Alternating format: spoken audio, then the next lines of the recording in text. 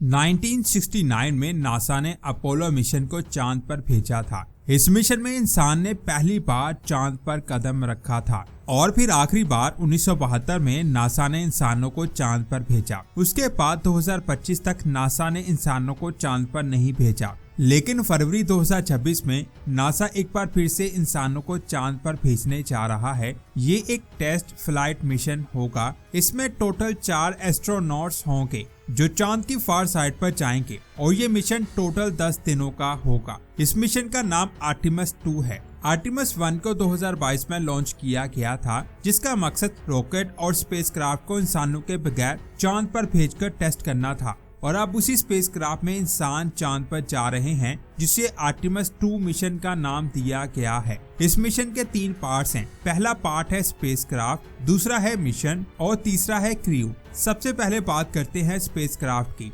इसमें बहुत powerful rocket इस्तेमाल हुआ है, जिसे SLS यानी स्पेस लॉन्च सिस्टम कहते हैं। इस रॉकेट की दोनों साइड्स पर 2 सॉलिड रॉकेट बूस्टर्स लगे हैं, बिल्कुल स्पेस शटल की तरह। बीच में एक ऑरेंज कोर स्टेज है। इस मिशन में ये दोनों सॉलिड रॉकेट बहुत यूनिक है। इन पर बहुत बड़ा अमेरिका 250 लोगो पेंट हुआ है, जिसका मतलब है कि अमेरिका को आजाद हुए 250 साल हो चुके हैं। इस रॉकेट को अमेरिका की हर स्टेट के इंजीनियर्स ने मिलकर बनाया है। इसके बाद आती है इंटेरियम क्रायोजेनिक प्रोपल्शन स्टेज। ये इस रॉकेट की अपर स्टेज है, जिसे ओरायन अपर स्टेज कहते हैं। ओरायन इस रॉकेट का मेन पार्ट है। इसके कुछ इंपॉर्टेंट सेक्शंस हैं। नीचे वाले सेक्शन को यूरोपियन सर्विस मॉड्यूल कहते हैं, जो पावर और प्रोपल्शन प्रोवाइड करता है।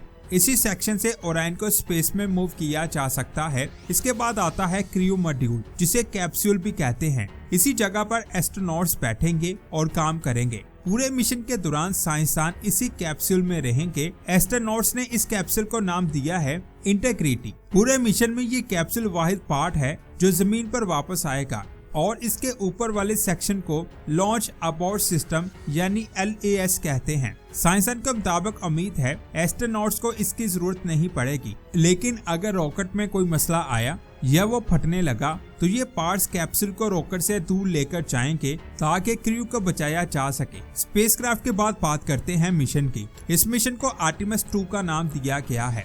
2022 में आर्टेमिस 1 मिशन को लॉन्च किया गया था, जिसमें इंसानों के बगैर स्पेसक्राफ्ट को चांद पर भेजा गया ताकि सभी इंस्ट्रूमेंट्स को टेस्ट किया जा सके। अभी उसी स्पेसक्राफ्ट में इंसानों को बिठाकर 10 दिनों के लिए चांद पर भेजा जाएगा। इस मिशन में 4 एस्ट्रोनॉट्स होंगे जो 4 चीजों को टेस्ट करेंगे, जिनमें डॉकिंग, रेडिएशन शील्डिंग, कम्युनिकेशन और खाना खाना शामिल है। कैप्सूल के अंदर एक डिवाइस होगा जो पानी पीने और खाना रिहाइड्रेट करने के लिए पानी को बैग्स में डिवाइड करेगा। इसके पास स्लीपिंग और एक्सरसाइज जैसी चीजें टेस्ट की जाएंगी। एक्सरसाइज के लिए फ्लाई व्हील डिवाइस है जो रोइंग मशीन जैसा है। रोइंग से cardio workout, weight lifting, dead lifts, muscles और बोन्स के लिए रेजिस्टेंस लेवल एडजस्टेबल है। बाथरूम जाने का भी सिस्टम है, जिसमें कैप्सूल के फ्लोर पर फ्लोट करके जाया जा सकता है। ये सारी चीजें ह्यूमन एक्टिविटीज हैं जिनको आर्टेमिस 1 में टेस्ट नहीं किया जा सका। Artemis 2 Kennedy space centre launch pad 39B से फ्लोरिडा से लॉन्च होगा। ये वही पैड है। यहाँ अपोलो 10 1960 में लॉन्च हुआ। पहले 5 फरवरी में इस मिशन को लॉन्च किया जाना था, लेकिन रॉकेट में कुछ खराबी आ गई, जिसकी वजह से अब इस मिशन को मार्च में लॉन्च किया जाएगा। और ये तारीख का पावरफुल रॉकेट है जिसे लॉन्च किया जा रहा है। लॉन्च के कुछ स्टेप्स होंगे। लॉन्च के 2 मिनट बाद साइड के रॉकेट अलग हो जाएंगे और बीच वाला मेन रॉकेट स्पेसक्राफ्ट को जमीन के ऑर्बिट में ले जाएगा। लॉन्च अबॉर्ट सिस्टम भी इसी वक्त अलग होगा। 8 मिनट के बाद कोर स्टेज खत्म होकर अलग हो जाएगा और जमीन पर वापस आएगा। फिर सेकंड स्टेज ICPS स्टार्ट होगी, जो आखिरी जोर लगाकर एस्ट्रोनॉट्स को स्पेस में पहुंचा देगी। ICPS के 2 बर्न्स के बाद ओरायन एक बहुत लंबे और गोल सर्कल में जमीन के गिर्द ऑर्बिट करेगा। अर्थ की दूर वाली साइड 46,000 माइल्स दूर है, जबकि करीब वाली साइड 115 माइल्स दूर है।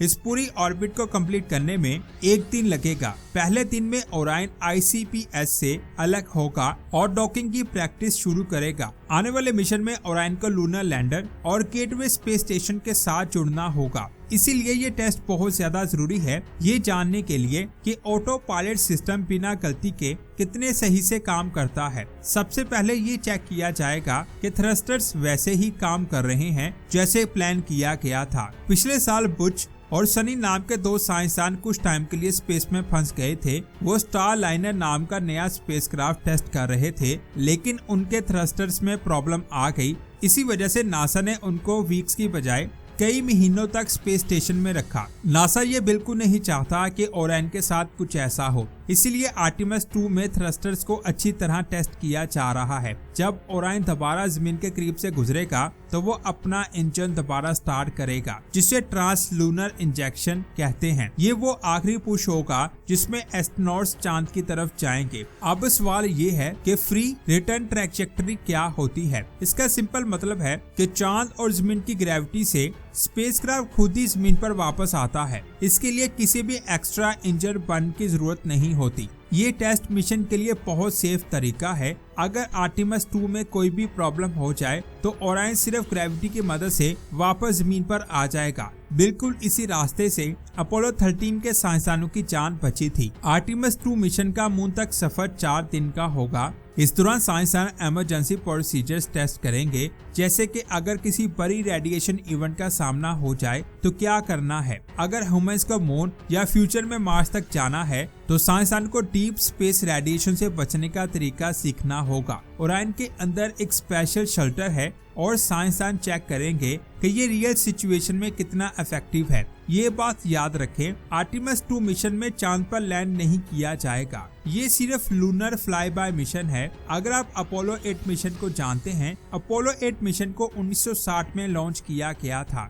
और आर्टेमिस 2 मिशन भी उससे बहुत मिलता जुलता है। इस मिशन में साइंसदान जमीन से 2,30,000 माइल्स दूर चांद की दूसरी साइड पर जाएंगे। ये साइड जमीन की दूसरी तरफ होती है, जिसे हम जमीन से नहीं देख सकते। आर्टेमिस 2 मिशन वहां तक जाएगा और साइंसदान चांद की सरफेस के सबसे करीब 4600 माइल्स तक पहुंचेंगे। फ्लाई बाय के बाद ओरायन छोटी छोटी करेक्शंस करेगा ताकि वापस जमीन पर बिल्कुल सही जगह और सही वक्त पर लैंड करे। पहले 4 दिन के बाद capsule integrity European space module से अलग होगा और जमीन के एटमॉस्फेयर में वापस दाखिल होगा। आखिर में कैप्सूल पैसिफिक ओशन में स्प्लैश डाउन करेगा। यहाँ यूएसए की नेवी साइंसदानों को रिकवर करेगी और इस तरह 10 दिन का आर्टेमिस 2 मिशन मुकम्मल हो जाएगा। इस मिशन का मकसद सभी चीजों को टेस्ट करना है।